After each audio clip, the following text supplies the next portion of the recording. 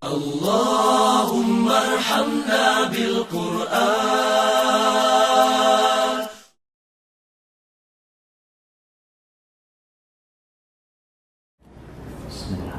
Assalamualaikum warahmatullahi wabarakatuh. Alhamdulillah hamdan katsiran thayyiban mubarakan fihi kama yuhibbu rabbuna wa yarda. Asyhadu an la ilaha illallah wahdahu la syarika lah wa asyhadu anna Muhammadan abduhu wa rasuluh. Allahumma salli wa sallim wa barik wa an'im ala sayyidina Muhammadin wa ala alihi wa sahbihi ajma'in. Ya ayyuhalladzina amanu taqullaha haqqa tuqatih wa la tamutunna illa wa antum muslimun. Rabbana hab lana min azwajina wa dhurriyyatina qurrata a'yun waj'alna lil muttaqina imama. Allahumma ij'alna muqimis shalah wa min dhurriyyatina Rabbana wa taqabbal du'a. Amma ba'd. Bapak Ibu, saudara-saudariku, keluarga mukmin yang dimuliakan Allah Subhanahu wa taala. Sungguh kita bersyukur bahwa Allah memberikan pada kita kesempatan untuk menuntut ilmu, untuk mendapatkan panduan, karena alangkah rumitnya orang berumah tangga tanpa panduan. Jadi suami tebak-tebakan kira-kira, jadi istri juga cuma meraba-raba, jadi anak hasilnya ya anak jadi-jadian, Pak. Karena orang tuanya juga tebak-tebakan saja.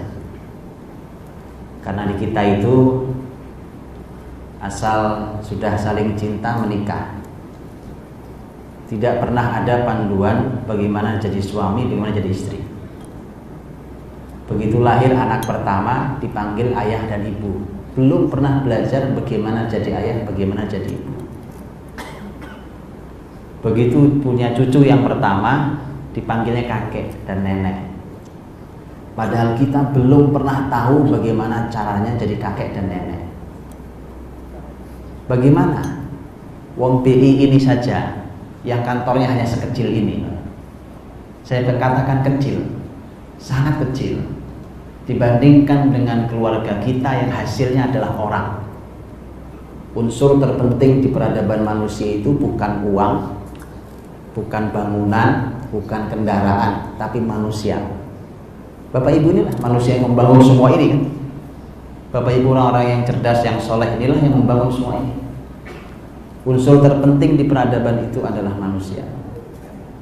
Kalimat Sayyid Qutb rahimahullah dalam Fidhil Al-Quran, bahwa unsur terpenting adalah manusia. Karena itulah ketika kita di keluarga, kita didik hasilnya kan manusia, Pak. Anak-anak kita itu hasil. Maka benar, ini kalimat pembuka saya tentang bagaimana Sayyid Qutb bicara tentang bab ini. Ya, beliau mengatakan bahwa kalau lembaga-lembaga yang sebenarnya lebih rendah dibandingkan keluarga harus dipegang oleh orang profesional, seperti ini contohnya, maka keluarga yang menghasilkan manusia yang merupakan unsur terpenting harus sangat dipegang oleh orang yang sangat profesional. Sayangnya tidak ada sekolahannya, Pak. Bapak Ibu kan untuk duduk di sini kan sekolahnya udah lama dulu. Sekolahnya lama, pengalamannya panjang. Udah jadi di rumah tangga, coba sekarang lihat, perhatikan. Apa ada, saya mau nanya, apa ada dulu Bapak Ibu yang kita nikah atau yang sudah mau punya mantu, ada belum di sini? Itu apa ada gitu, begitu dulu kita datang melamar atau berencana baiklah mau menikahi anaknya seseorang gitu, kita datang ke orang tuanya, laki-laki datang ke orang tuanya, ada nggak bapaknya bilang begini, baik nak, kau suka sama putriku? Iya Pak. Minggu depan kau datang lagi, kau bawa laptop, kau presentasi bagaimana caranya kau didik anakku nanti, cucuku nanti. Pernah ada yang begitu? Gak ada kan? Gak ada. Besok saya lakukan di calon mantu saya, Pak. Loh ya, sekarang Pak Mahdi terima karyawan. Umpamanya Pak B ini nggak sembarang orang Pak, track recordnya jelas, keilmuannya jelas, pengalamannya jelas, kan begitu. Masa saya terima mantu? Saya terima mantu yang nanti hasilnya adalah unsur terpenting di peradaban ini, yaitu manusia. Masa asal terima saya? Terus muncul kalimat bijak orang tua Pak. Kalimat bijak nih, sok bijak. Kalimat bijak nih, sudahlah ayah sama mama nih, yang penting kau cinta ayah mama setuju. Itu kalimat sok bijak Pak. Loh, betul Pak. Apalagi, mohon maaf, apalagi kalau anak-anak kita belum kita didik dengan baik, dia tidak tahu sebenarnya pilihan pasangan yang pas menurut Islam itu kayak apa, tiba-tiba modalnya hanya cinta tadi itu, kemudian menikah dan orang tuanya mengatakan asal kamu cinta, makanya berantakan semua. Sudah tidak tahu suami ngapain, istri apa, bagaimana suami, bagaimana istri, bagaimana Rasul, kejauhan Pak itu. Kita tidak pernah belajar, kita tidak tahu bagaimana jadi ayah, jadi suami, jadi istri, jadi ayah, jadi ibu, jadi kakek, jadi nenek. Padahal itu langsung dalam kitab suci kita, Al-Quranul Karim, lengkap panduannya Pak. Lengkap panduannya. Anda mau apa? Sisi yang mana saya tunjukkan. Kemudian aplikasinya seutuhnya ada pada diri Rasulullah SAW. Seutuhnya, karena lengkap. Beliau suami iya, beliau punya istri, beliau ayah iya dari anak-anaknya, dan beliau punya istri yang jadi ibu untuk anak-anaknya. Beliau kakek iya, betul? Kakek iya, karena beliau punya cucu-cucu. Lengkap Pak. Maka pantas Rasulullah SAW yang memberikan kepada kita jaminan, khairukum li ahli wa ana khairukum li ahli. Sebaik-baik di antara kalian adalah yang paling baik pada keluarganya, dan aku adalah orang terbaik di antara kalian pada keluargaku. Ini jaminan Pak. Ini coba kita lihat, ada dua sisi nanti hadis ini. Kata Nabi, orang terbaik di antara kalian adalah orang yang paling baik pada keluarganya. Saya belum tahu apakah di tempat Bapak Ibu bekerja urusan keluarga jadi panduan untuk menerima karyawan atau untuk menaikkan karir seseorang. Lihat Pak, lihat. Rasulullah SAW ini memberikan panduan yang nanti diikuti oleh para sahabat sebagai pemimpin bumi, bukan cuma pemimpin sebuah lembaga Pak. Umar bin Khattab radhiyallahu anhu pernah kirim surat kepada seseorang dari masyarakat Bani Aslam. Diminta oleh Umar, datang kamu ke Madinah karena saya mau angkat kamu sebagai pemimpin. Dan Umar radhiyallahu anhu, Bapak Ibu kalau membaca detail biografi Umar radhiyallahu anhu, bagaimana cara beliau memilih SDM, luar biasa. Luar biasa cara beliau memilih SDM. Karena beliau harus memimpin bumi.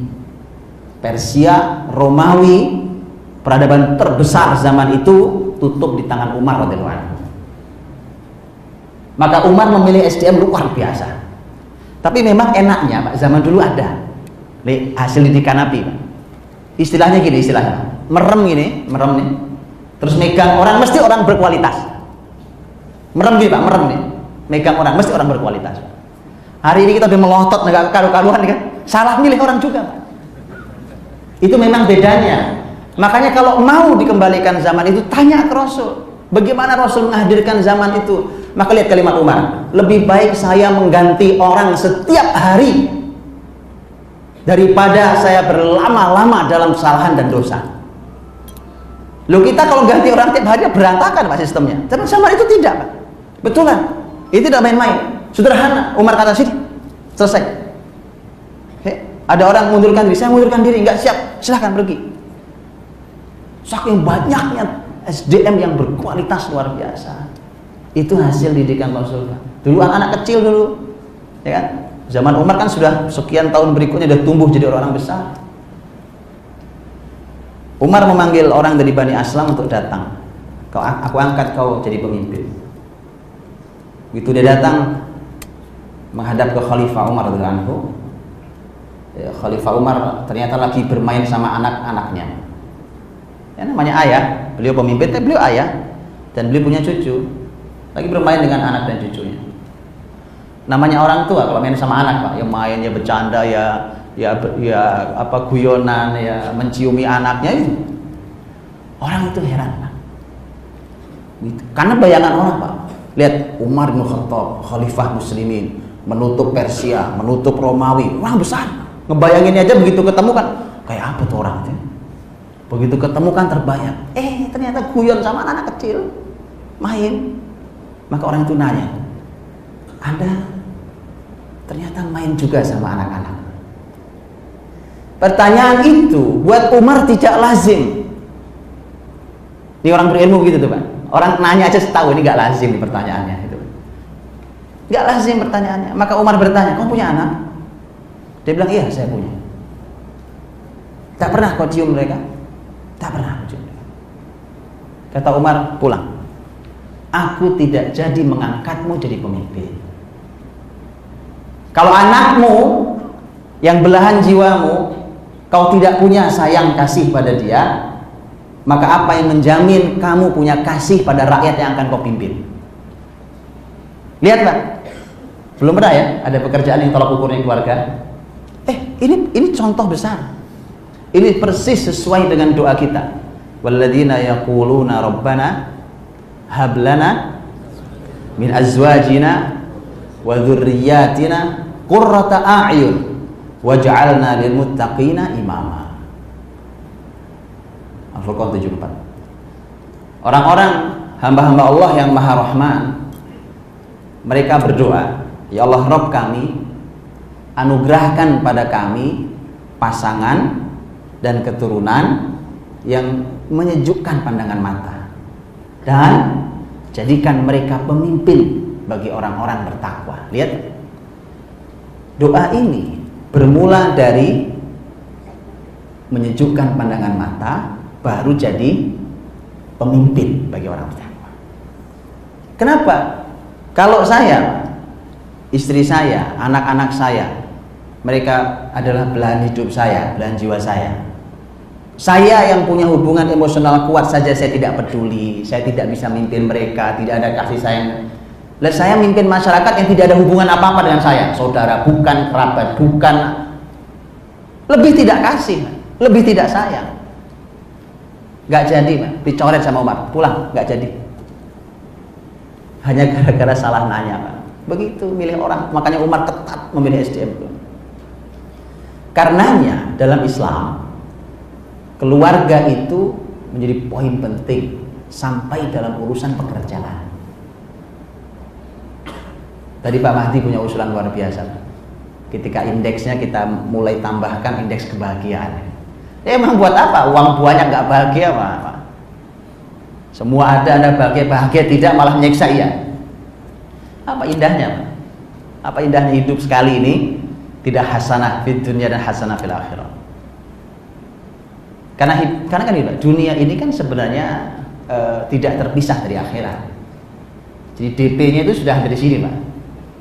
Sudah ada di dunia ini. Saya kasih contoh. Ini sangat fisik sifatnya. Kalau panas terik siang hari itu, panas terik saja.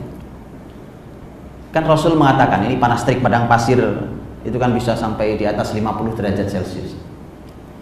Nabi katakan kalau saat panas terik, kata Nabi, abridu bis shalah. Kata Nabi, dinginkan sholat kalian. Artinya kalau panas terik itu mesti jam sholat di Timur Tengah itu akan agak diundurkan sedikit, Pak, zuhur itu. Gak pas waktu adzan itu mesti diundurkan, karena sunnahnya malah diundurkan. Karena ada perintah Nabi, dinginkan sholat kalian, terlalu panas. Fa inna syiddatal har min faihi jahannam. Dan kata Nabi, karena terik matahari yang panas ini adalah asap jahanam. Tuh kan, nggak terpisah, Pak. Dunia ini bahkan secara fisik tidak terpisah dari akhirat. Makanya begitu, orang gampang lihatnya, Pak. Orang tuh, makanya saya sering katakan kalau bicara keluarga, mudah-mudahan keluarga kita adalah surga sebelum surga yang sesungguhnya. Loh, di dunia saja keluarga kita berantakan, menyiksa, menyakiti, tidak bahagia. Apa indahnya? Jangan-jangan ini DP neraka, Pak. Gitu kan? Loh ya, makanya tolong diukur, Pak, tolong diukur. Dalam Islam, keluarga itu tolong ukur segala-galanya. Pekerjaan aja tidak diberikan pada orang yang tidak layak keluarganya. Maka Nabi katakan, khairukum li ahli, kan? Kalau mau lihat siapa terbaik di antara kita, lihat siapa yang paling baik pada keluarganya. Dan Nabi kasih jaminan, wa ana khairukum li ahli. Kalian mau tahu siapa yang paling baik? Kata Nabi, aku. Kata Nabi SAW, aku. Artinya kalau mau belajar sama Nabi, urusan keluarga. Mau nyari tips, bagaimana Pak tipsnya agar anak-anak begini? Tanya sama Nabi. Ada Pak? Ada. Anda mau apa? Komunikasi pada anak, cara mendekati anak-anak, menyelesaikan masalah di mereka, menghadapi anak usia berapa, di jenjang apa, semua ada. Tipsnya ada semua dari Nabi SAW. Ada. Cuma sayangnya kita ini sudah belajar dari berbagai macam tempat dan ahli, tapi lupa belajar dari Rasulullah SAW. Itu masalah kita. Kita sudah belajar dari ahli ini, pakar komunikasi, pakar ini, pakar parenting ini. Kita sudah berbicara tentang berbagai macam teori ini, teori itu, segala macam teori. Kita lupa bahwa orang terbaik itu di keluarganya adalah Rasulullah SAW. Tentu malam hari ini saya tidak bisa menyampaikan banyak, Pak, karena kalau saya sampaikan banyak sampai subuh. Karena bicara keluarga mesti panjang, kan. Saya mungkin hanya sampaikan sebagian sesuai dengan judulnya petunjuk Islam dalam mendidik anak. Bapak Ibu dirahmati Allah SWT. Kalau berbicara anak itu dalam Islam sekali lagi dia sangat besar, sangat-sangat besar. Dia tidak kecil, tidak sederhana. Dan terima kasih banyak pada Qori'ah yang membacakan dua ayat itu, yang satu dari surat Al-Ahzab, yang satu surat Tahrim. Yang Al-Ahzab 21 ayat 21 tadi adalah laqad kana lakum fi Rasulillahi uswatun hasanah liman kana yarjullaha wal yawmal akhir wa dzakarallaha katsiran. Sungguh pada untuk kalian pada diri Rasulullah SAW terdapat teladan yang baik bagi siapapun yang berharap Allah, hari akhir, dan berzikir yang banyak.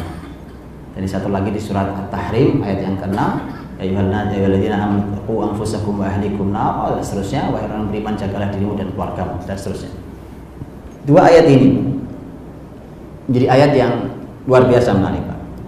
Sebelum saya detailkan sampaikan tentang tema anak, lihat ayat yang pertama tentang uswatun hasanah, bahwa Rasul itu uswatun hasanah. Bapak Ibu kalau buka Quran, nanti silakan dicari kata uswatun hasanah di Quran terulang 3 kali.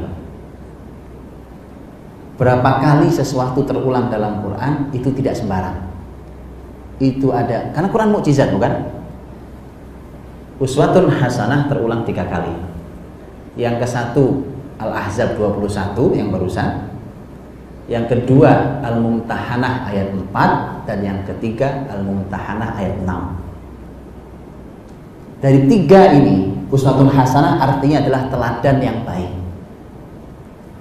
Dari 3 kata teladan yang baik, Allah menyebut 2 nama.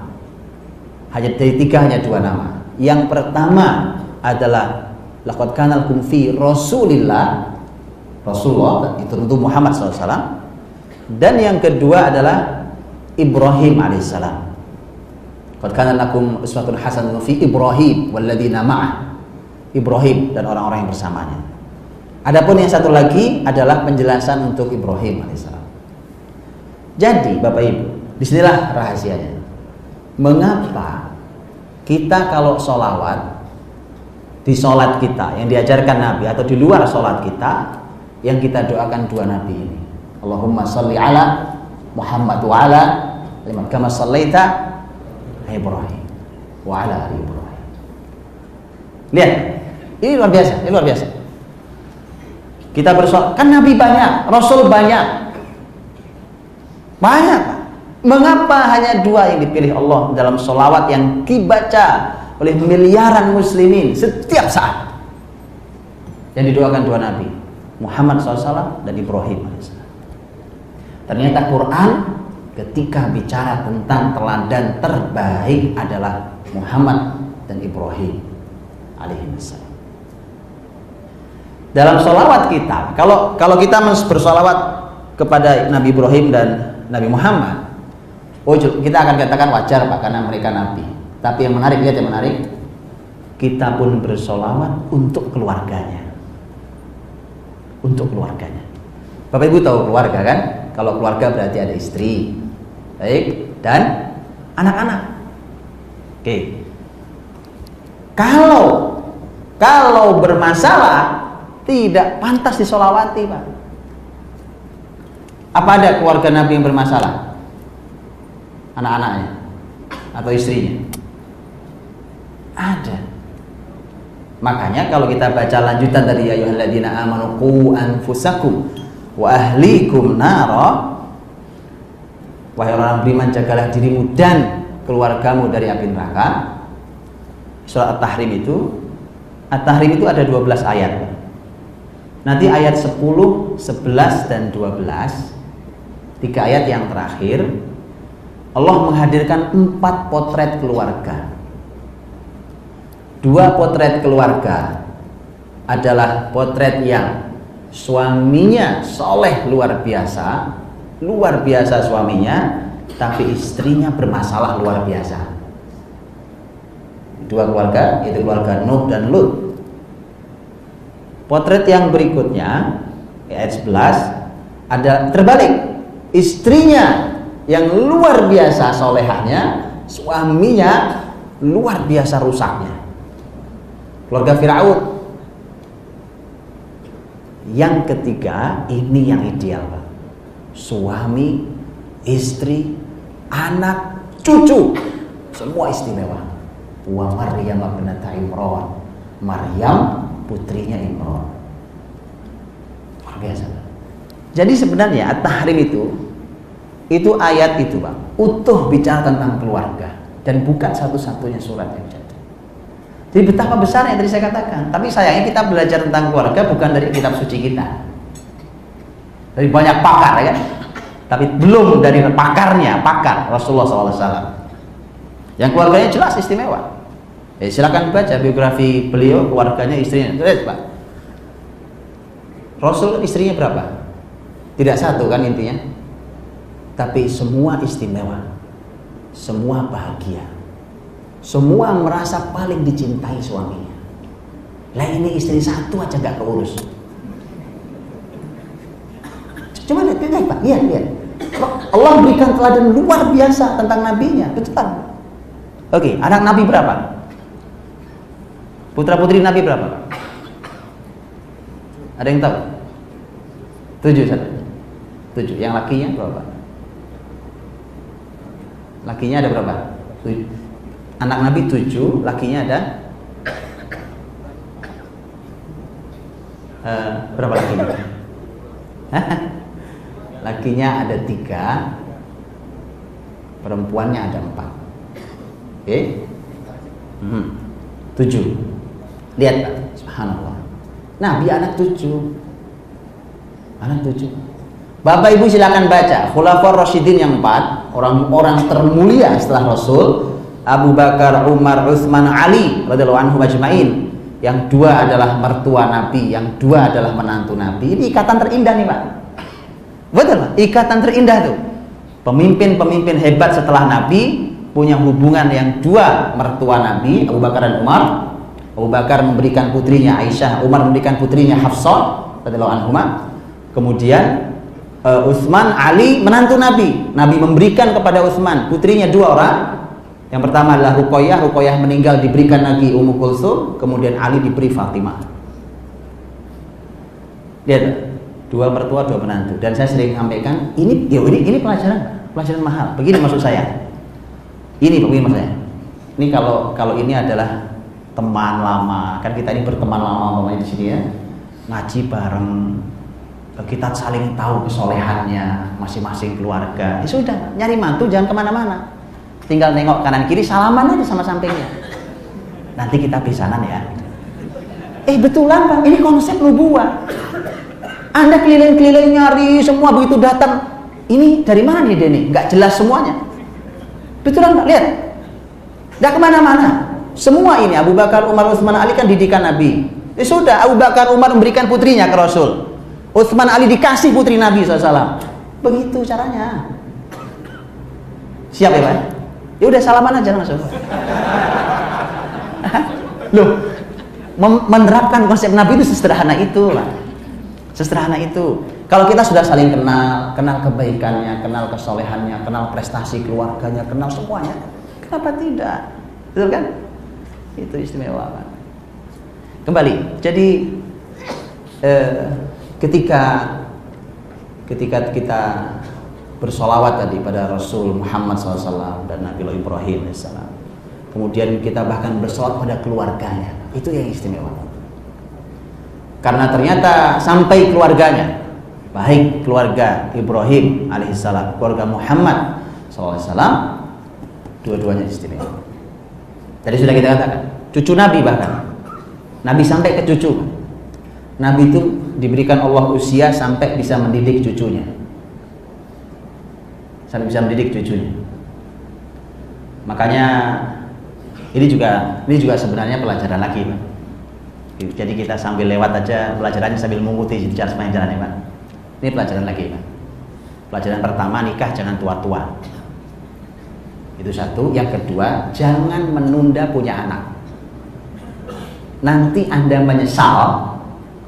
Nanti Anda anak menangis hanya mengatakan, aku nih cuma ingin bertemu dengan cucu-cucuku. Usia sudah tua, tulang sudah rapuh, rambut sudah putih semua, ya kan? Kenapa? Anda menunda pernikahan gara-gara karir.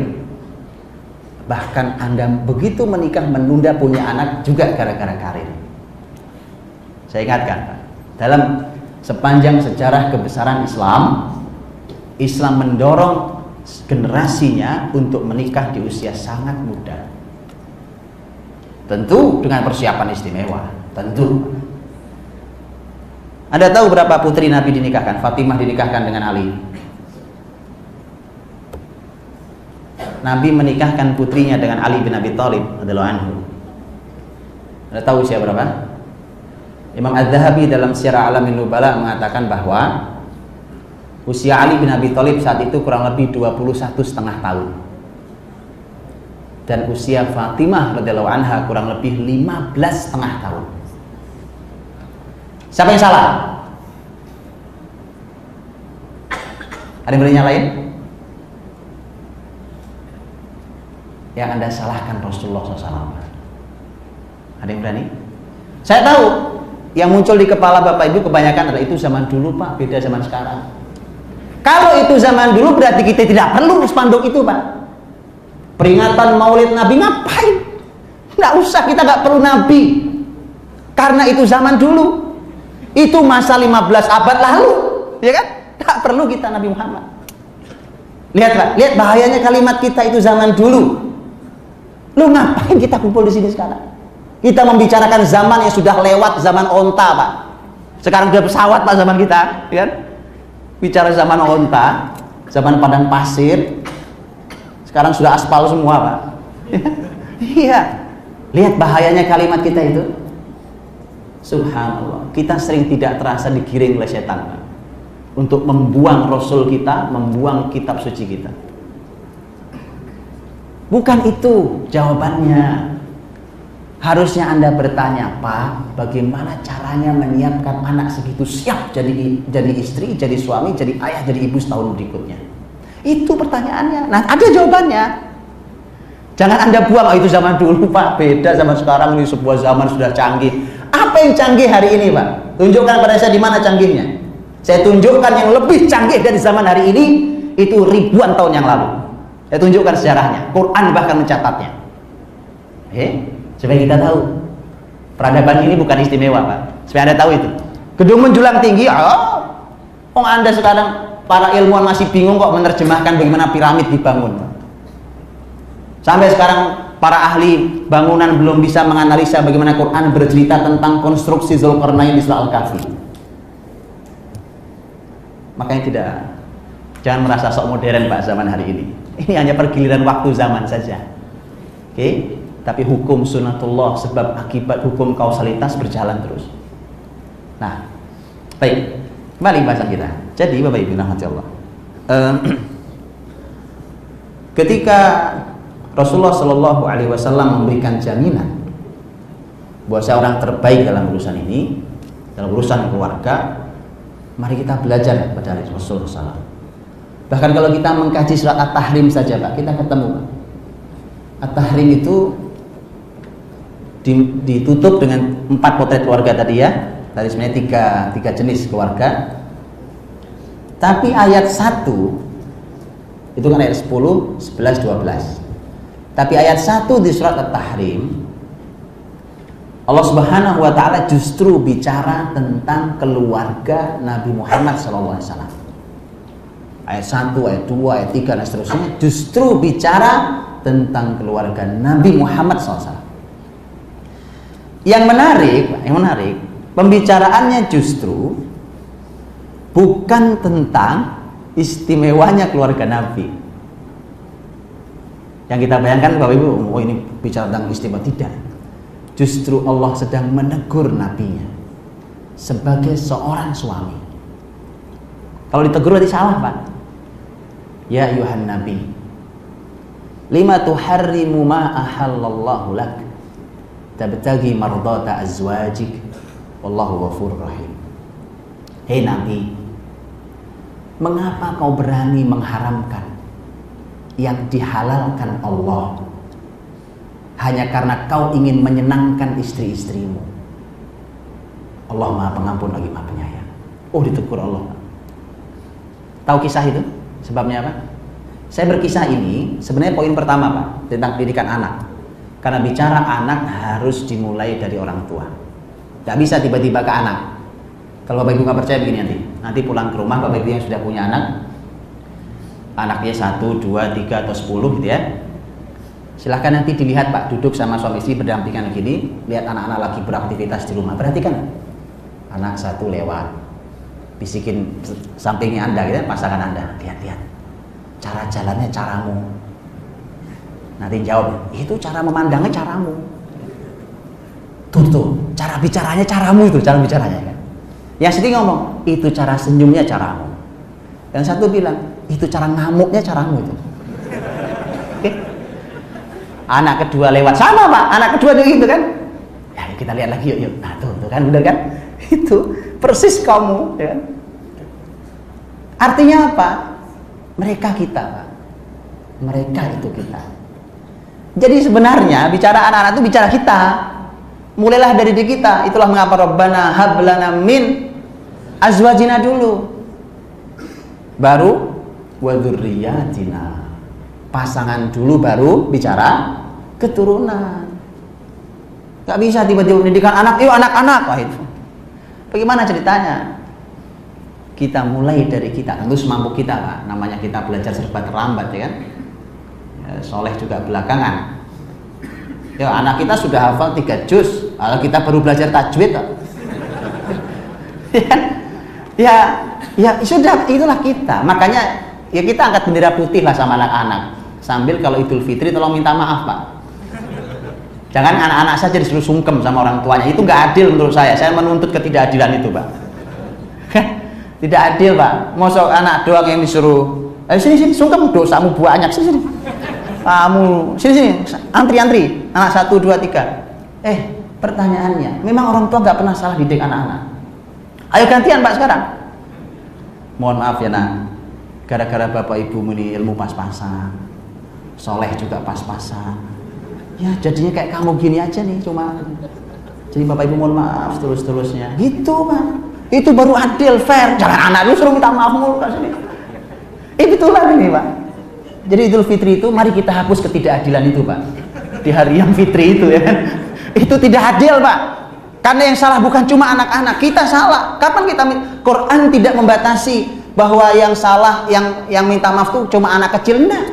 Siapapun yang salah minta maaf. Kalau kita salah minta maaf. Pernah Bapak Ibu minta maaf gara-gara salah? Bapak Ibu umpamanya membentak anak pada waktu yang tidak tepat. atau memarahi dan menghukum mereka di luar batasnya. Anda pernah minta maaf? Minta maaf, Pak. Seperti anak minta maaf bisa sampai menangis, Anda pun bisa lakukan, minta maaf sampai menangis di hadapan mereka. Wallahi mulia, Pak. Mulia, tidak jatuh Anda, tidak jatuh. Anda sangat mulia. Mulia di hati mereka. Bahkan mereka langsung belajar keteladanan. Oh, begini ya caranya kalau salah itu. Bahkan Bapak Ibu pun minta maaf pada saya. Mulia, Pak. Orang minta maaf tidak pernah hina. Karenanya Quran memuji betul. Yuk kita hentikan kezaliman di Idul Fitri, Pak. Jangan itu masa menzalimi anak nasional itu, Pak. Ya. Maksud saya orang tuanya juga minta maaf ya. Ya, minta maaf. Ya, jadi Rasulullah SAW di ayat 1 itu ternyata kan ditegur Allah Subhanahu wa taala. Wahai Nabi, mengapa kau mengharamkan apa yang dihalalkan Allah? Karena mengharamkan yang dihalalkan Allah tidak boleh, sebagaimana tidak bolehnya menghalalkan yang diharamkan, sama pada boleh. Itu murni hak Allah. Nabi pun tidak boleh melanggar itu, apalagi kita. Sama. Bapak Ibu tahu kisah ayat nomor 1 di surat At-Tahrim itu? Nanti silakan dibuka di sebab turunnya ayat itu. Mengapa sampai Allah memberikan teguran? Ini faktornya kan suami istri. Muhammad, kenapa kau haramkan apa yang dihalalkan Allah? Hanya karena menginginkan agar kau bisa menyenangkan istri-istrimu. Itu judul ceritanya adalah itu gara-gara madu memberi madu. Soalnya Pak. Jadi madu ngasih minum madu itu Pak, cerita. Paham ya? Atau nggak paham? Begini kalau nggak paham. Nabi itu ini juga pelajaran lagi Pak. Ini pelajaran lagi Pak. Bapak Ibu tahu tidak? Lihat, mengapa istri-istri Nabi yang tidak satu itu semua merasa diistimewakan, semua merasa dicintai. Sekali lagi kita ini satu aja nggak keurus gitu Pak. Ya kan? Yuk kita belajar. Lihat bagaimana caranya. Bapak Ibu tahu yang sudah umroh haji, Bapak Ibu lihat makam Nabi ya. Bayangkan makam Nabi SAW. Ini kalau saya sekarang hadap ke kiblat, oke, kalau saya hadap kiblat, ini makam Nabi SAW. Ini rumah Aisyah. Ini rumah Aisyah. Terus berderet ke belakang itu Pak. Sekarang sudah nggak ada ya. Saya coba menceritakan. Itu berderet ke belakang gitu. Itu istri-istri Nabi berderet Pak. Oke, berderet satu persatu. Ada 9. Oke. Itu Nabi kalau tidak sedang keluar kota, entah urusan jihad atau urusan yang lain, kalau pagi hari setelah terbit matahari, Nabi itu kan gini Pak, aktivitasnya sholat subuh di masjid, terus Nabi punya majelis dengan para sahabat di masjid. Macam-macam, bukan cuma ceramah ya, macam-macam majelisnya. Saya mengumpulkan ada 11 poin. Setelah itu Nabi akan keluar dari masjid di waktu terbit matahari. Begitu selesai matahari terbit, sebagaimana kita tahu ada sholat syuruk, kemudian Nabi SAW keluar dari rumahnya. Apa yang dilakukan begitu keluar? Nabi ketuk pintu rumah istrinya satu persatu. Nabi datang sebagai laki-laki terbaik yang pernah dijumpai wanita, dengan senyum manisnya, dengan sapa ramahnya, dengan doa tulusnya, dengan sentuhan lembutnya. Lihatlah, itu Rasulullah SAW. Setiap pagi Nabi lakukan itu. Satu persatu diketuk pintu rumahnya, didatangi, bicara, selesai. Nanti sore hari menjelang terbenam matahari, Nabi lakukan hal yang sama. Coba lihat Pak. Hal yang sama, satu persatu Nabi ketuk pintu rumah istri-istrinya. Kalau yang menjelang terbenam matahari, istri yang terakhir adalah istri yang mendapatkan jatah malam beliau malam itu. Makanya istri Nabi walau tidak satu, semua merasa diistimewakan, semua merasa dicintai Pak. Ayo belajar Pak, Bu, ayo belajar yuk. Ayo belajar. Loh, belajar apanya kok ketawa ini? Mencurigakan ketawanya Bapak memang begini nih Bu. Mohon maaf nih Bu, saya ini pada colek-colekan Ibu ya. Iya, yuk kita belajar dari Nabi Pak, bagaimana memuliakan para wanita. Yaitu, subhanallah, itu teladan. Nah, Nabi kalau datang ke rumah istrinya tentu kisahnya beda-beda. Ada Nabi ketemu istrinya lagi sedang zikir. Ada ketemu istrinya Nabi mengajari ilmu. Ada ketemu istri Nabi berbincang. Ada ketemu istri Nabi bertanya tentang makanan ada apa enggak. Kadang jawabannya ada, kadang jawabannya enggak ada. Ya macam-macam isinya. Suatu hari Nabi SAW masuk ke rumah Zainab. Nabi punya istri Zainab namanya 2 orang. Ada 2 nama Zainab. Satu Zainab binti Khuzaimah, satu Zainab binti Jahsh. Nabi masuk ke rumah Zainab binti Jahsh radhiyallahu anha. Kemudian Zainab karena istri begitu Pak. Ini makanya saya Bapak Ibu mungkin bisa baca coretan saya di parentingnabawiyah.com. Kalau makanan itu mungkin buat bapak-bapak sederhana ya. Sederhana itu artinya ya simple. Tapi buat perempuan itu istimewa. Jadi bagaimana nilai makanan di hati wanita. Oh, Nabi ngajarin ini Pak, gak gampang ini. Ini ilmunya bukan ilmu kuliner. Ini ilmu Rasul nih Pak. Lihat. Setiap istri Nabi, kalau dia punya makanan, apalagi makanan kesukaan beliau, itu disimpan baik-baik menunggu beliau datang. Itu wanita itu Pak. Makanya kan istri-istri kita kan gitu tuh Pak, ya kan? Itu Masya Allah, begitu kita pulang, para ayah pulang di rumah sudah ngeliat tuh. Ada soto di atas meja, ada makanan, ada apa itu ya. Oke, kemudian istrinya dengan manis mengatakan, makan ya. Ah udah makan tadi di luar. Itu runtuh dunia Pak. Bapak Ibu tahu itu soto sampai di atas meja Pak. Itu merencanakannya seminggu itu Pak. Nyari resep di internet 2 hari. Loh ini beneran Pak. Nelpon SMS-an temennya 2 hari. Betulan. Nyari bumbunya 2 hari, sehari dia masak Pak. 7 hari itu Pak. Ya kan? Sampai dihadir situ. Itu disimpan, Aisyah menyimpan, Zainab menyimpan. Zainab radhiyallahu anha, dia menyimpan madu, Pak, madu minuman. Nabi suka madu, terus dikasihlah minuman itu ke Rasulullah SAW, madu.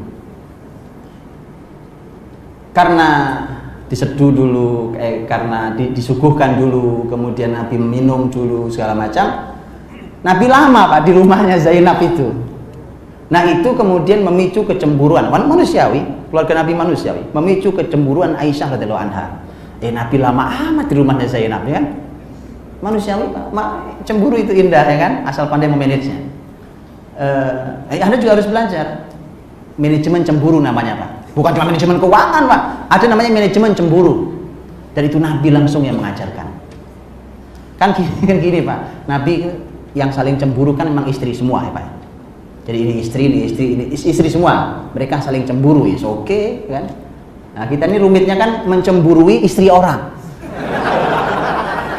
Atau mencemburui gadisnya orang loh kan. Emang agak rumit hari ini Pak. Ya kan? Yang dicemburui siapa? Kalau ini kan memang wajar Pak, orang istri semua ya kan. Saling cemburu memang istri Pak gitu. Ya sudahlah ya. Kapan-kapan kita belajar manajemen cemburu insya Allah. Tapi itu ada ilmunya Pak, betul lah ada ilmunya itu. Baik. Akhirnya lama Zainab di rumah Zainab. Nah karena cemburu itulah maka Aisyah merencanakan sesuatu sampai Aisyah mengatakan kepada istri-istri yang lain, nanti Nabi kalau masuk ke rumahmu katakan, ya Rasulullah bau mulutmu tidak sedap. Orang minum madu itu nggak ada aromanya Pak. Makan manis kalau dia dirasakan kan, nggak ada aromanya.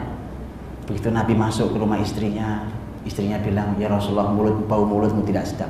Nggak pernah Nabi punya bau mulut tidak sedap. Masuk kedua sama, masuk ketiga kalimatnya sama. Nabi paham, Nabi orang cerdas. Ini ada sesuatu di balik layar ya. Nabi bilang, Nabi ketika memicu itu Nabi katakan, baik, mulai hari ini saya haramkan, demi Allah saya haramkan madu untuk saya. Minum madu. Puas kalian? Kan? Saya tidak lagi minum madu mulai hari ini. Haram buat saya. Nah itu yang Allah tegurkan, wahai Nabi, mengapa kau haramkan apa yang dihalalkan oleh Allah SWT. Madu kan halal Pak. Artinya gini, at-tahrim itu justru dimulai dengan teguran Allah Subhanahu wa Ta'ala kepada keluarga Nabi. Yang ditegur Nabi karena Nabi memang yang salah, tetapi penyebab kesalahan Nabi siapa? Istri-istrinya. Sehingga Nabi pun bisa. Itu juga pelajaran Pak. Kadang-kadang suami salah penyebabnya istri, kadang istri salah penyebabnya suami. Makanya ketika bicara tentang pendidikan anak, itu ternyata memang harus berbicara dulu tentang pasangan suami istri. Intinya gampang, Pak. Sepasang suami istri, mereka harus bisa menghadirkan dirinya menjadi orang yang satu diteladani, yang kedua dikagumi. 2 poin hadirkan diri Anda, 1 dikagumi, yang kedua bisa diteladani. Dan Pak, kalau sudah begitu, semua yang dianggap sulit di pendidikan anak, insya Allah tidak ada yang sulit. Asal syaratnya 2 ini.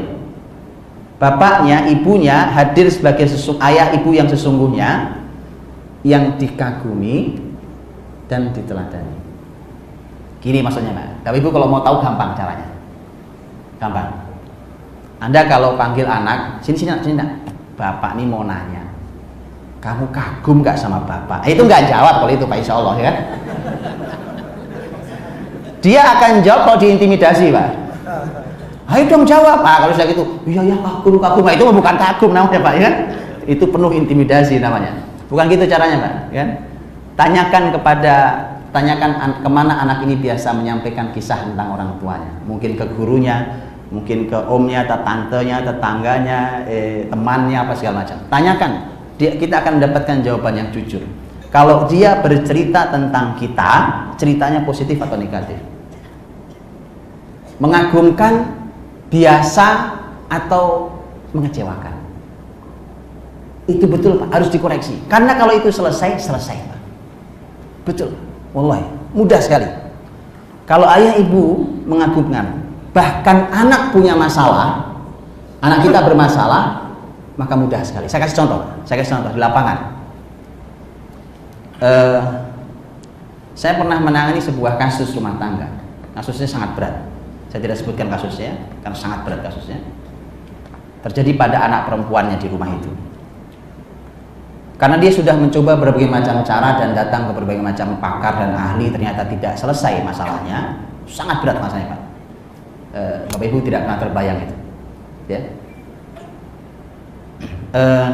Maka kemudian saya bilang, Pak, yuk kita diskusi, Ibu, yuk Ibu kita diskusi. Saya mau tahu di mana masalahnya, sumber masalahnya itu apa gitu sebenarnya. Ini kan efek penyakit, ini kan efek sebenarnya penyakit seperti ini. Sumber masalahnya apa? Oke, setelah diskusi, ujungnya ternyata ketemu. Di antaranya gini, oke. Berarti salah satu masalah pentingnya, salah satu sumbernya adalah Anda memberikan fasilitas internet ke anak-anak, baik dari handphone dia atau dari internet di rumah dan segala macam. Maka Anda harus cabut bahkan handphonenya. Wah, bingung orang tuanya. Nggak bisa Ustaz. Anak ini sudah SMA, sudah besar, pasti dia ngamuk luar biasa. Saya bilang bisa. Ngamuk pun sudah saya duga dia akan ngamuk. Terus gimana kalau ngamuk? Gampang. Namanya orang ngamuk, itu kayak orang luka, perih, bisa ngamuk itu. Maka caranya ya setelah diobati perih itu ya dilus-lus dulu, ya kan? Kalau perlu kasih es ya kasih dinginkan dulu, gitu kan? Biar birunya itu mulai hilang, ya, mulai sakit mulai hilang, ya diredam dulu. Saya simpel pertanyaannya, gini, saya mau tanya. Ayahnya anak ini, jadi suami ibu ini, dikagumi nggak sama anaknya, sama si anak itu? Oh, dikagumi Pak, anak ini sangat kagum sama ayah. Selesai. Loh kok selesai? Ya, ayahnya yang mencabut handphonenya. Lah kok gitu sih? Ya. Orang Pak, kalau dikagumi, saya kagum sama seseorang, dia lakukan apapun pada saya, tidak pernah hilang kekaguman saya. Kalaupun kecewa, dia segera kembali mengaguminya. Maka saya bilang Pak, kalau orang tua menjadi orang yang mengagumkan dan bisa diteladani, banyak masalah selesai di rumah itu, di anak-anak itu. Selesai Pak. Bahkan Anda nggak perlu bicara panjang lebar, tidak perlu dalil panjang lebar untuk mengajari mereka kebaikan. Betul Pak, dicabut itu. Begitu dicabut, kemudian subhanallah Pak, hal yang sudah lama dan tidak bisa diselesaikan itu hanya perlu waktu kurang lebih 2 minggu atau seminggu atau 2 minggu, saya lupa kan pasnya, seminggu atau 2 minggu, dan masalahnya selesai. Saya ajari bapaknya gimana cara bapaknya ngelus-ngelus anaknya. Tapi itu satu, dia harus orang yang mengagumkan.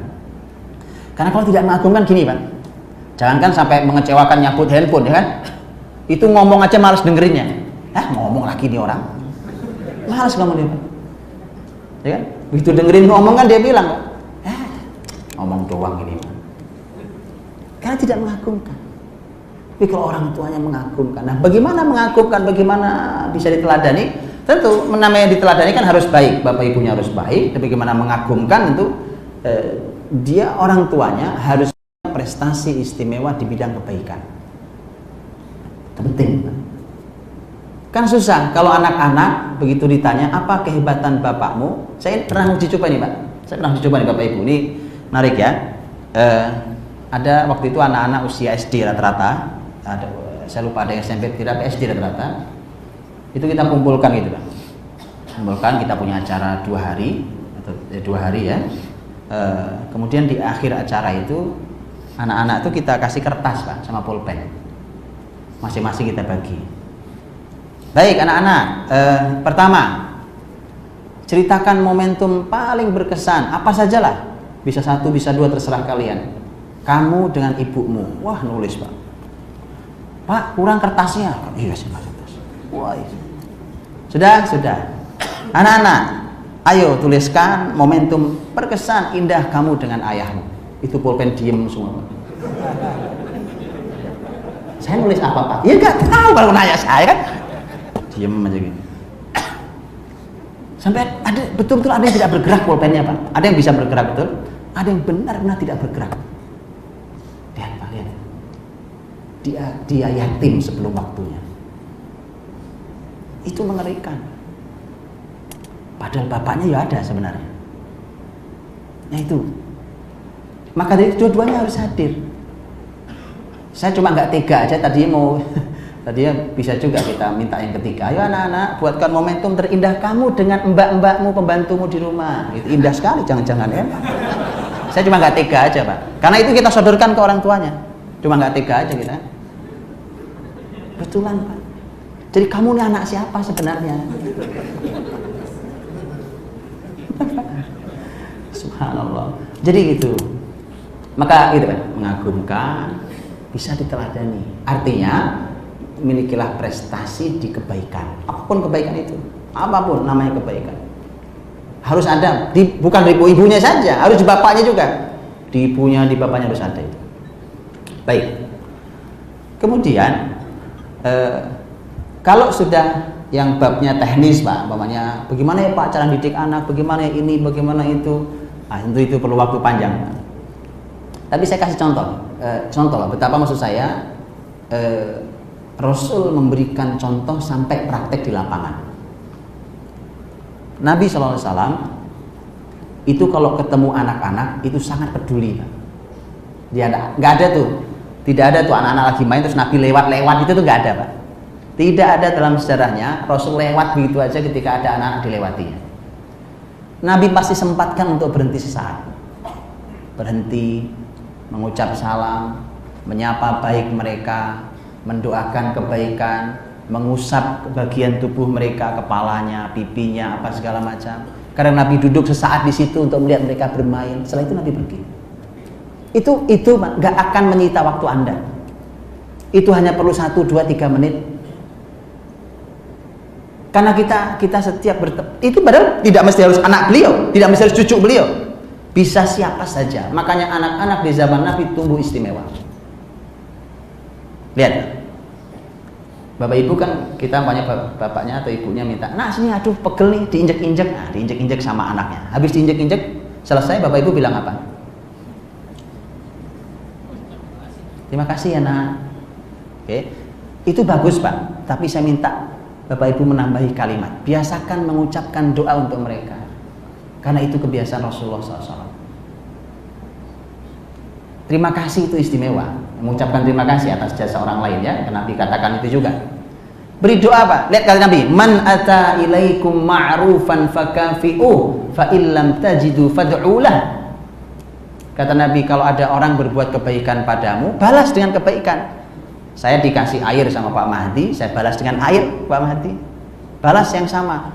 Kalau saya tidak punya air, kalau kau tidak punya yang setimpal, maka doakan dia. Itu kalimat Rasul. Sekarang anak kita udah nginjek-nginjek kita, itu kan kebaikan. Oke? Kebaikan Pak itu. Yang nginjek pegel maksudnya ya. Itu kebaikan Pak. Maka sudah, kalau kau dibalas kan tengok juga badannya. Maka doakan kebaikan Pak. Jadi ada kalimat fad'ulah, doakan dia. Oke? Karena gini masalah Pak, lisan saya tidak tahu, mungkin kalau di Melayu mungkin lebih baik lisannya. Tapi kebiasaan di lisan rata-rata di negeri ini tidak terbiasa mengucap doa. Di lisan kita ini, di bahasa kita mungkin ya, itu tidak terbiasa mengucap doa. Gini maksud saya, terima kasih ya nak udah diinjak-injak, Masya Allah, mudah-mudahan Allah masukkan kau ke surga Allah, gitu. Dibiasakan Pak lisan. Itu lisan Rasulullah SAW pada anak-anak. Itu lisan Rasul pada mereka. Lihat Anas bin Malik radhiyallahu anhu Pak. Itu anak 10 tahun. 10 tahun, kita tahu usia SD ya. Mulai 10 tahun membantu Nabi Pak, harian dari urusan hari-hari Nabi lah. Disuruh ke pasar, pergi ke sana. Itu Anas bin Malik itu kerjanya Pak. Suruh menyiapkan sendal Nabi, air wudhu Nabi itu ya. Itu Anas bin Malik. Maka Anas bin Malik menjadi ulama besar dan nanti menjadi salah satu perawi hadis yang banyak. Setelah Abu Hurairah dan seterusnya, itu Anas termasuk ulama besar di zamannya karena setiap hari bersama Nabi dia bisa menceritakan apa saja tentang Nabi. Anak 10 tahun. Lihat Pak, semua kebaikan Anas kepada Nabi yang membantu Nabi SAW itu tidak ada gajinya Pak. Ada yang mau kerja nggak digaji, ya kan? Itu Anas gajinya doa.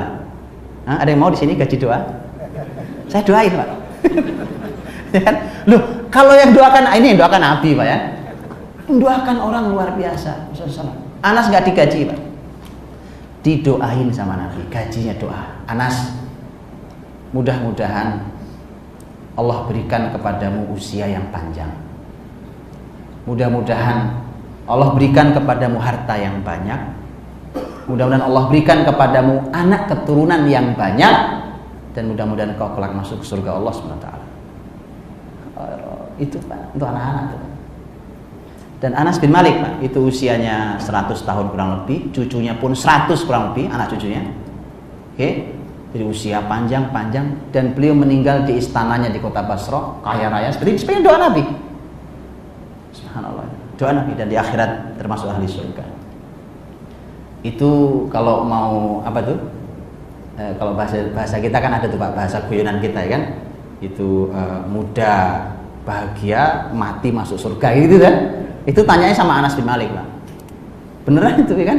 Itu umur panjang, rizki banyak, anak keturunan banyak, mati masuk surga. Anas bin Malik berdoa.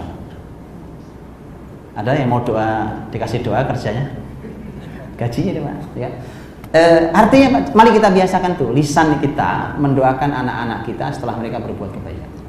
Lihat Pak, bahkan Bapak Ibu, Rasul itu bahkan habis waktu saya. 1 menit lagi di jam saya. Ya. Rasulullah SAW ketika suatu hari beliau menggendong Hasan, cucu beliau Pak. Hasan, cucu beliau. Hasan itu waktu Rasul wafat. Waktu Rasul wafat itu umurnya Hasan kurang lebih 7 tahun. Ya, supaya kita kebayang kecilnya Hasan. Hasan radhiyallahu anhu nanti jadi khalifah. Setelah Ali bin Abi Thalib, khalifah berikutnya adalah Hasan, dan orang luar biasa. Hasan radhiyallahu anhu pernah digendong Nabi, kemudian bersama Nabi SAW, Nabi berkata, Allahumma inni uhibbu fa ahibbah wa ahibba man yuhibbu. Lihat Pak, ini cara mengungkap cinta. Lihat, sampai cara mengungkap cinta kita saja hari ini itu kurang. Apalagi cuma dikasih bunga, say with flower itu. Lihat, bahkan kita menulis berkali-kali, I love you, I miss you, gitu. Tidak ada yang seistimewa ungkapan cinta Nabi SAW. Lihat ungkapan, ditiru ya nanti ya. Istimewa Pak, istimewa sekali. Sampai cara mengungkapkan cinta saja ternyata Nabi lebih istimewa daripada kita mengungkapkan cinta hari ini. Teknis detail banyak Pak. Allahumma inni uhibbu, ya Allah, aku cintai dia. Ada hasannya ada Pak bersama beliau. Ya Allah aku cintai dia. Fa ahibba, maka cintai dia. Wa ahibba man yuhibbu, dan cintailah siapapun yang mencintai dia. Masya Allah. Ada yang mengungkap cinta kayak gitu Pak?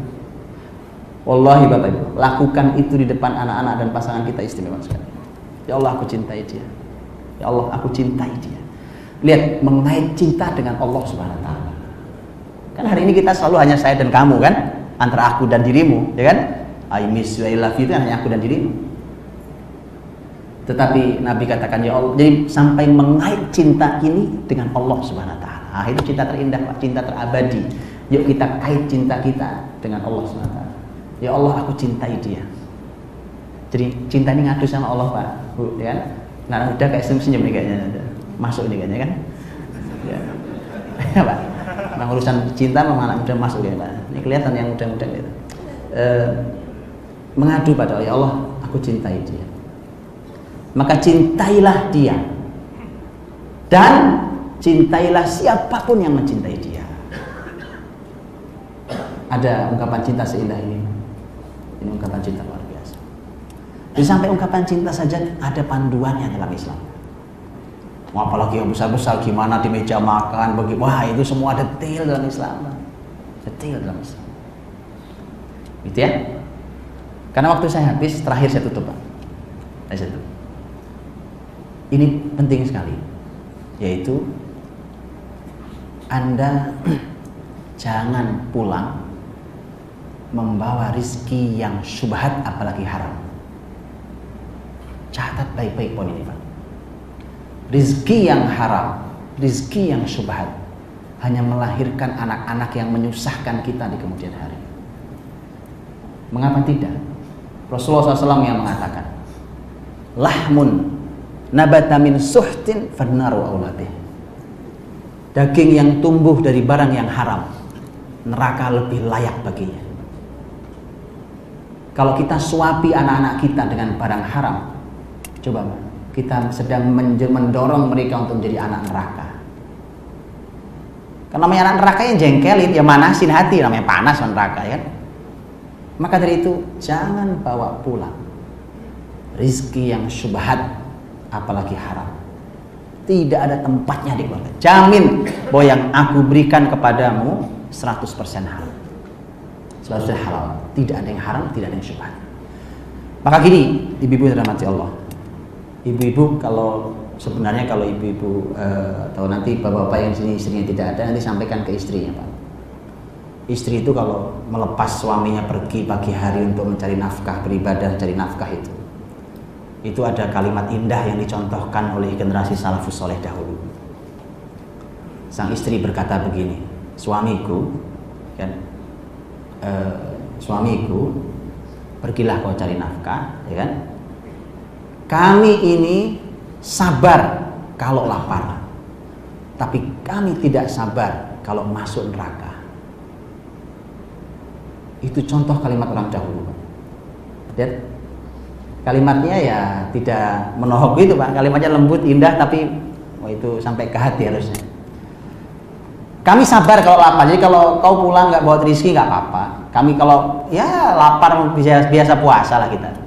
Tapi kalau kami harus masuk neraka gara-gara rezeki harammu, kami tidak sabar masuk neraka, nggak kuat kami. Nggak usah diulangi Bu ya kalimatnya, sudah hafal ya. Itu penting, kalimat-kalimat itu subhanallah kan. Kami sabar kalau lapar wahai suamiku, tapi kami tidak sabar kalau harus masuk neraka. Subhanallah itu. Dan itu kalimat salafus soleh, istri-istri salafus soleh dahulu. Kemudian terakhir, bahwa kalau kita lihat orang-orang besar di secara Islam pun mereka dilahirkan dari rezeki yang halal. Bacalah biografi orang-orang besar. Bapak Ibu tahu orang jenius Imam Bukhari rahimahullah ta'ala. Itu orang jenius luar biasa. Bapak Ibu pernah nyobain ngafal hadis nggak? Ngafal hadis. Ini saya belum bicara menganalisa, meneliti, menjelaskan, mengajar. Belum. Ngafal dulu. Ngafal hadis. Ngafal hadis di kita itu gitu. Umar bin Khattab radhiyallahu anhu qala Rasulullah sallallahu alaihi wasallam ya innamal a'malu binniyat wa innamal likulli imrin ma nawa. Bicara kita ngafal hadis. Imam Bukhari ngafal hadis nggak begitu, Pak. Ini disampaikan oleh guru saya, namanya ini. Guru saya dapat dari gurunya namanya ini. Terus itu sampai Rasul bersabda begini. Dan begitu beliau katakan saya hafal seperti itu 300.000 hadis. 300.000 riwayat. Beliau bisa jelaskan satu persatu orang-orang yang disebut itu. Sampai beliau memiliki kitab Sahih Bukhari sebagai kitab yang paling sahih setelah kitabullah Al-Quran Al-Karim. Imam Bukhari rahimahullah ta'ala, orang sejenius itu, orang sesoleh itu, Bapak Ibu tahu kayak apa bapaknya? Nah, saya tunjukkan sebagai penutup. Kayak apa bapaknya? Imam Bukhari sendiri yang menceritakan kisah ini. Beliau yang mengatakan, waktu ayahku sakaratul maut, aku mendengar kalimat ayahku. Ayahku berkata, anakku Bukhari ini tidak pernah sekalipun aku beri ia makanan yang syubhat. Bukan haram, Pak, syubhat. Syubhat saja tidak. Hasilnya Al-Bukhari rahimahullah ta'ala. Mudah-mudahan bisa dari hikmahnya. Sudah 1 jam lewat, mohon maaf atas salah kurangnya. Dan teruslah belajar dari orang terbaik Rasulullah SAW. Dan saya akhiri. Assalamualaikum warahmatullahi wabarakatuh. Ada pertanyaan? Silakan Pak, silakan. Baik Bapak dan Ibu hadirin yang berbahagia, ceramah yang telah disampaikan oleh guru kita tadi begitu menarik sehingga kita tidak terasa 1 jam sudah tausiah yang disampaikan oleh guru kita masih terasa kurang. Untuk itu barangkali dari pemaparan Ustaz, barangkali ada yang ingin ditanyakan, kami persilahkan kepada Bapak dan Ibu. Mungkin dari Bapak dulu atau silakan Pak. Ada pertanyaan? Pak Yusuf.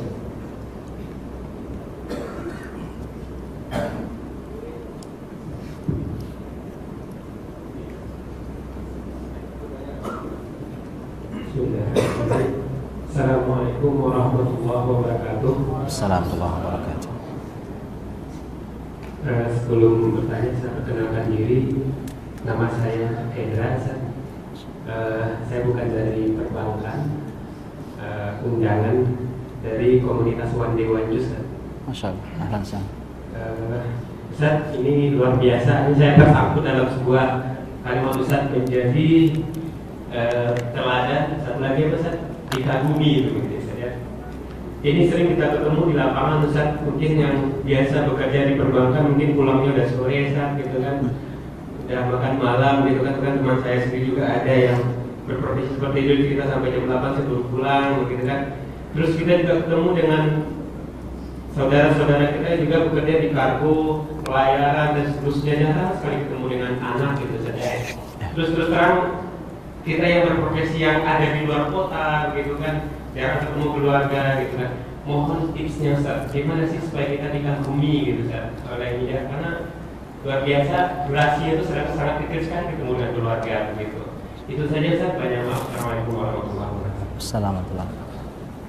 Baik, langsung saya jawab. Mas Hendra ya.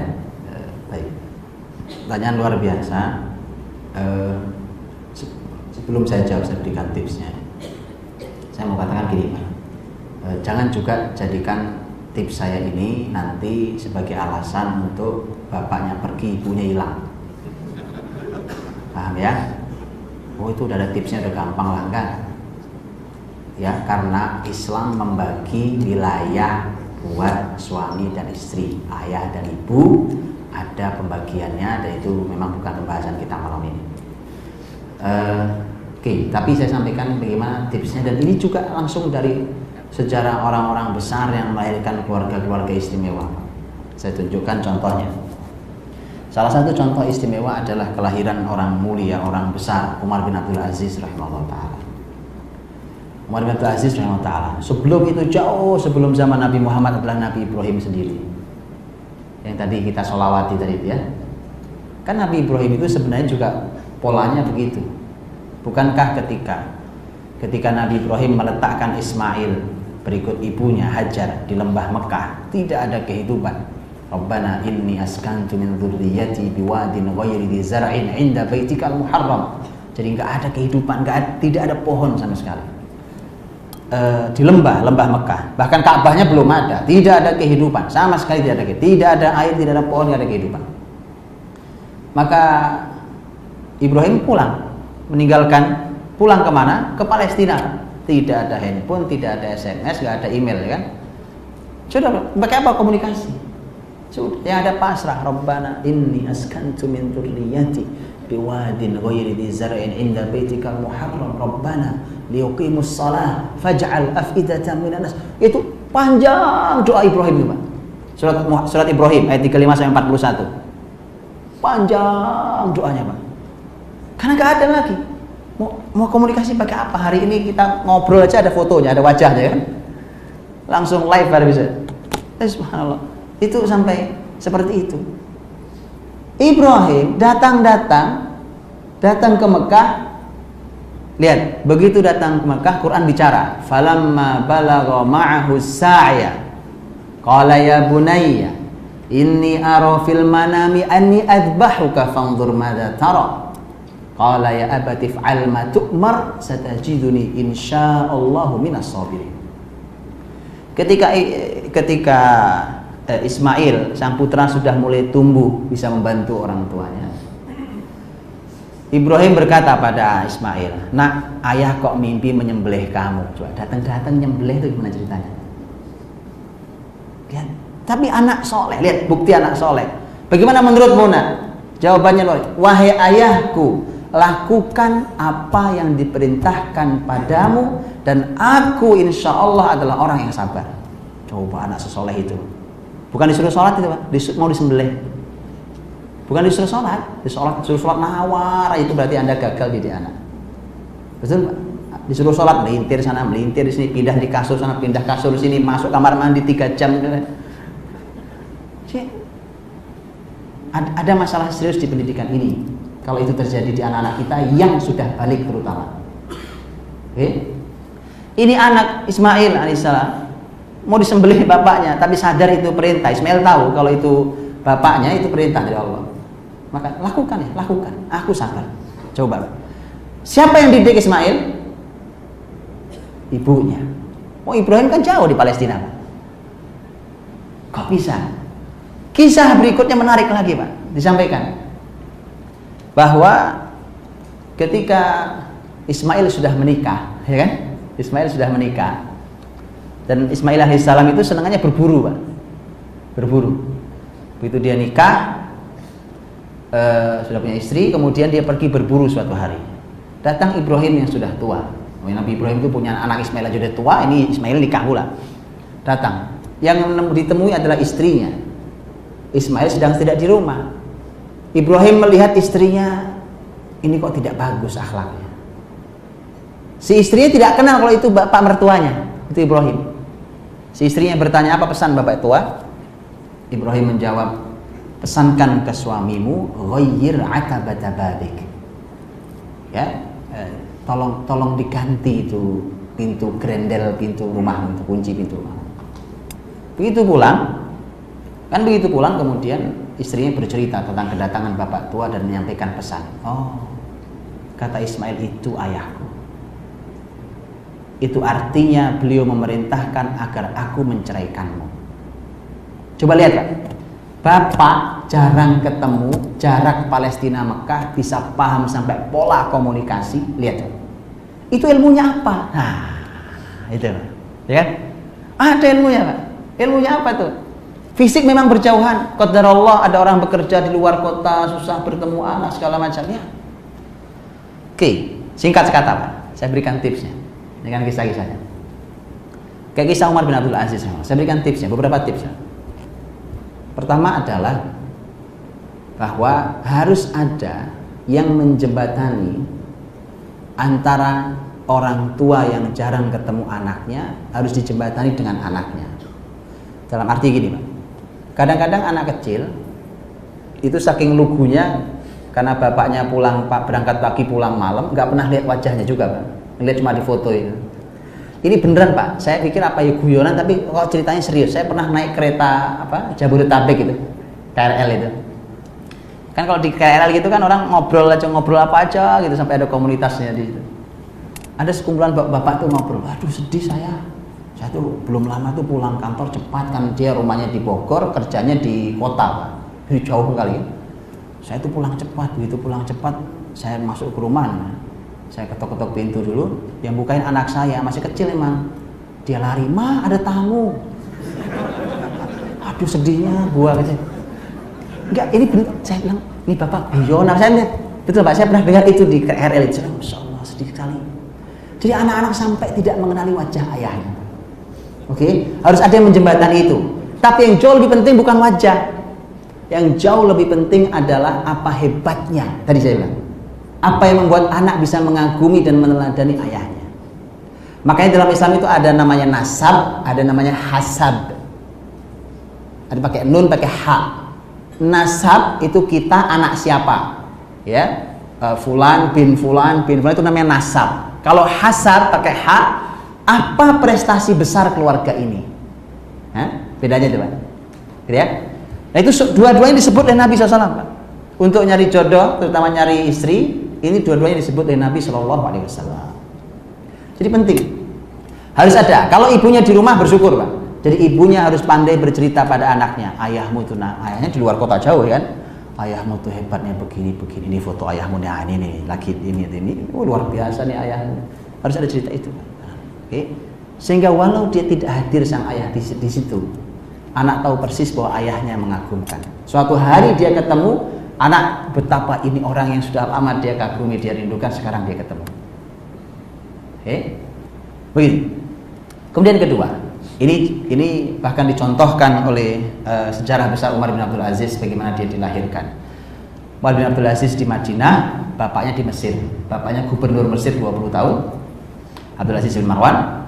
Itu zaman dulu, Pak. Zaman dulu paling hebat kan di sampan itu untuk nyeberangi Laut Merah. Kalau mau muter kan jauh, muternya lumayan. Umar bin Abdul Aziz dididik di Madinah oleh keluarga besar Abdullah bin Umar radhiyallahu anhuma. Kemudian ayah dan ibunya bertugas di Mesir. Tadi mau dibawa ke Mesir, cuma sama Abdullah bin Umar nggak perlu, udah di sini aja anak-anak biar dia belajar sama kita di sini. Tapi lihat, ketika sang anak Umar bin Abdul Aziz yang juga orang luar biasa ketika nanti jadi pemimpin, Pak. Dia hanya perlu waktu 29 bulan untuk memakmurkan bumi setelah sebelumnya carut marut. Nggak ada kan pemimpin kayak gitu kan? 5 tahun kita bilang kurang kok. Padahal wilayah kecil-kecil Riau. Ya betul, Pak. Silahkan cek seberapa luas kekuasaan Umar bin Abdul Aziz ketika nanti beliau jadi khalifah. Itu kalau dikonversi puluhan negara. Bayangkan itu. Hari ini, konversi hari ini itu puluhan negara. Bayangkan itu. Nah itu istimewa sekali orang ini bagaimana dibesarkan. Umar bin Abdul Aziz begitu diserahkan kepada gurunya, Saleh bin Kaisan, salah satu guru pentingnya. Tapi Saleh bin Kaisan itu tidak memutus hubungan antara anak dan orang tuanya. Orang tuanya di Mesir. Makanya ketika Umar bin Abdul Aziz terlambat sholat itu nggak main-main kalau zaman Islam dulu, ya. Makanya istimewa anak-anak mereka, ya. Yuk kita belajar tidak terlambat sholat. Maka ketika Umar bin Abdul Aziz terlambat sholat dan gara-garanya itu nyisir terus, Pak. Masih namanya anak mulai tumbuh dewasa kan, nggak boleh ngeliat cermin sedikit itu kan. Nyisir, terlambat sholat, sibuk nyisir. Kenapa terlambat? Saya ini rapiin rambut. Gurunya kirim surat ke orang tuanya. Anakmu terlambat sholat gara-gara nyisir. Laporan masuk ke Mesir, bapaknya nggak pakai bicara, dia kirim orang. Apa tugas orang itu? Menggunduli kepala Umar bin Abdul Aziz. Selesai, nyisir apa sekarang? Ayo. Udah gundul kan? Ini maksud saya, Pak. Apa yang bisa diambil hikmahnya? Orang tua bisa jadi tidak sedang bersama dia, tapi keputusan orang tua bisa bersama dia. Bisa bersama dia. Contoh, umpamanya yang di rumah ada ibunya atau kakek neneknya atau siapapun ya, atau kalau dia di pesantren bersama guru-gurunya. Maka jangan segala hal diputuskan sendiri oleh orang yang tinggal bersama anak-anak. Sekali waktu hadirkan ayah di negeri seberang sana. Apalagi hari ini kita punya alat komunikasi, Masya Allah. Hadirkan ayah dengan keputusannya. Umpamanya anak melakukan kesalahan, atau anak memiliki prestasi, atau anak meminta sesuatu, Anda bisa sekali waktu katakan, iya nak, yang ini yuk kita telepon ayah. Ayah yang putuskan, kalau mama ikut ayah. Oke, telepon ayah. Ayah hadir walau secara fisik tidak hadir di sana. Dan anak belajar, oh mama saja yang aku kagumi begitu hormat sama ayah. Saya kira itu, mudah-mudahan bisa mendukung.